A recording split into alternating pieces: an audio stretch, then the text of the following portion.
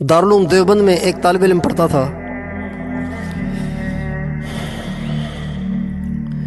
تو صبح کو آ رہا تھا مدرسے کی طرف، تو راستے میں ایک عورت کھڑی ہوئی تھی دروازے کے پاس، کہنے لگی میرا خاوند بالکل مرنے کے قریب ہے، آپ اس کو سہارا دیں گے؟ میں اکیلی عورت ہوں، اٹھا نہیں سکتی اس کو، آپ ذرا سہارا دیں گے میرے خاوند کو؟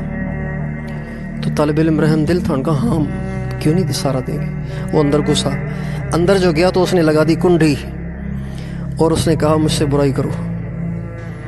کیا کرو مجھ سے؟ اس نے کہا اللہ کی بندی کیا کہہ رہی ہو، میں مدرسے میں پڑھتا ہوں، کس چیز کی مجھے دعوت دے رہی ہو؟ اس نے بہت سمجھایا، وہ نہیں مانی۔ اس نے کہا اچھا پھر مجھے بہت زور کا پیشاب آ رہا ہے، میں پیشاب کر کے آتا ہوں۔ اس نے واش روم دکھایا، وہ گیا بیت الخلاء میں۔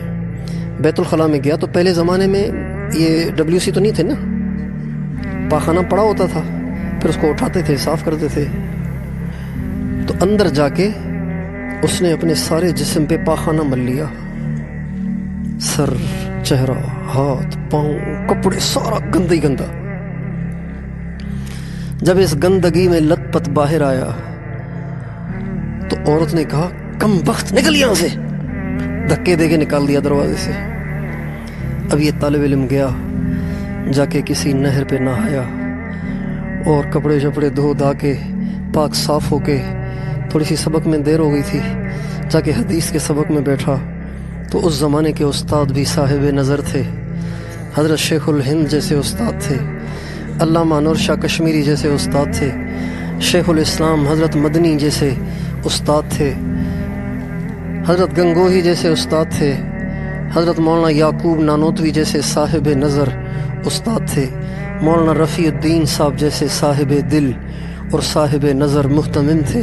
جب جا کے سبق میں بیٹھے تو استاد نے کہا آج مجھے جنت کی خوشبو آ رہی ہے، آج مجھے جنت کی خوشبو آ رہی ہے،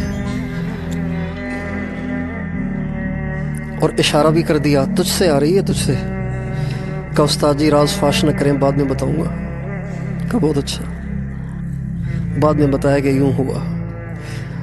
تو فرمانے لگے اللہ کو راضی کرنے کے لیے جسم پہ پاخانہ ملنے کی برکت سے اللہ نے تیرے جسم کو جنت کی خوشبوؤں سے مہکا دیا۔ یہ اس دور کے طالب علم تھے، تو اساتذہ کیا ہوں گے؟ اساتذہ کیا ہوں گے؟